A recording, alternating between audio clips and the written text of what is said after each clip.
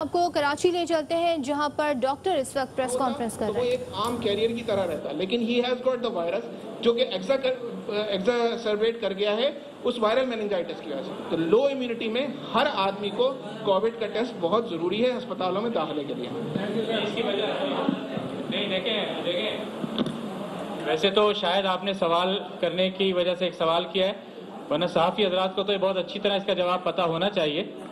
देखिए, मेरे पास इस वक्त कोविड वार्ड में एक अपेंडिसाइटिस की पोस्ट ऑपरेटिव पेशेंट लेटी हुई है, एक डायबिटिक कीटोएसिडोसिस की 21 साल बच्ची है।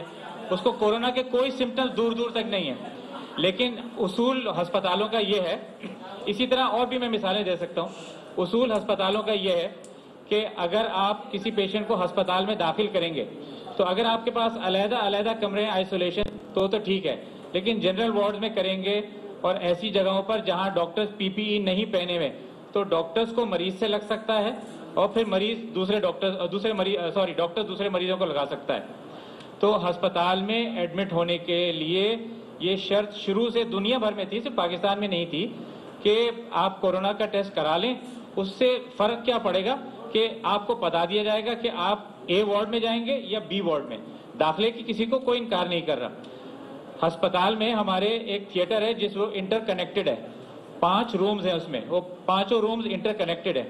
अगर हमने कोई भी कोरोना पॉजिटिव पेशेंट का ऑपरेशन किसी भी रूम में कर लिया तो वो ऑक्सीजन के डक्ट्स के एयर कंडीशन के डक्ट्स के जरिए और दूसरे जराये से तमाम थिएटर्स में वो कंटेमिनेट हो जाएगा। उससे क्या नुकसान होगा कि हम उसके बाद कोई भी ऑपरेशन नहीं कर पाएंगे।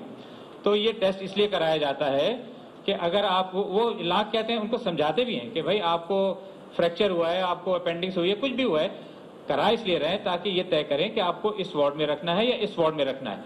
इलाज सबका होता है और ऐसा हुआ भी है। पूरे अस्पताल सिविल हॉस्पिटल में बंद नहीं हुए पूरे, मुझे याद नहीं आ रहा कौन से वार्ड का नाम था।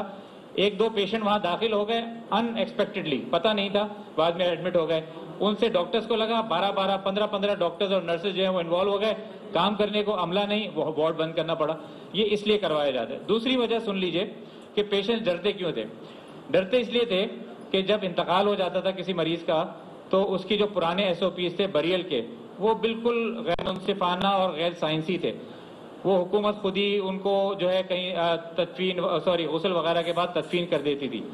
हमने अल्हम्दुलिल्लाह इस पॉइंट को रेस किया और हमने बताया कि गुस्ल तक तो जो है एक थोड़ा बहुत रिस्क रहता है, तो प्रॉपर तरीके से पीपीई पहनकर गवर्नमेंट अपनी निगरानी में कराए, ईदी या दूसरी फलाई तंजीमों के गुस्ल की जो जगह है वहाँ पर।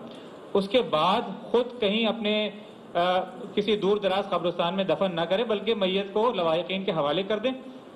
लवाहिकीन को ये शदीद गम और गुस्सा था कि यार पेशेंट तो चला गया, 10-12 दिन बीमार रहा, हम उसकी शक्ल भी नहीं देख पाए, और उसके बाद जब इंतकाल हो गया तब भी उसकी शक्ल नहीं देख पा रहे, हमारे हाथ में ही उसकी बॉडी नहीं आ रही।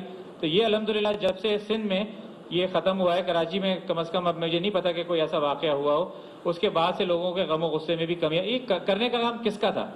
गवर्नमेंट का करने का था। हमने उन्हें तवज्जो दिलाई और उसमें काफ़ी हद तक कमी हो गई 2 वजूहात की वजह से। कोरोना का पेशेंट, जो भी पेशेंट एडमिट होगा अस्पताल में, उसका होगा ताकि दूसरे मरीजों को और डॉक्टर्स को भी महफूज रखा जा सके।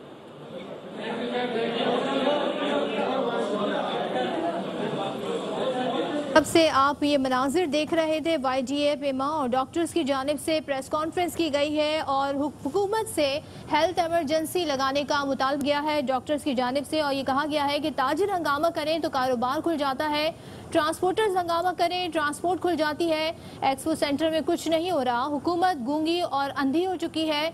डॉक्टर्स बोल बोल कर थक गए लेकिन हुकूमत खामोश है। साथ ही उन्होंने ये भी बताया कि अस्पताल में दाखिले के लिए कोरोना का टेस्ट जरूरी है। सिंध हुकूमत से डॉक्टर्स ने हेल्थ एमरजेंसी का मुतालबा कर दिया।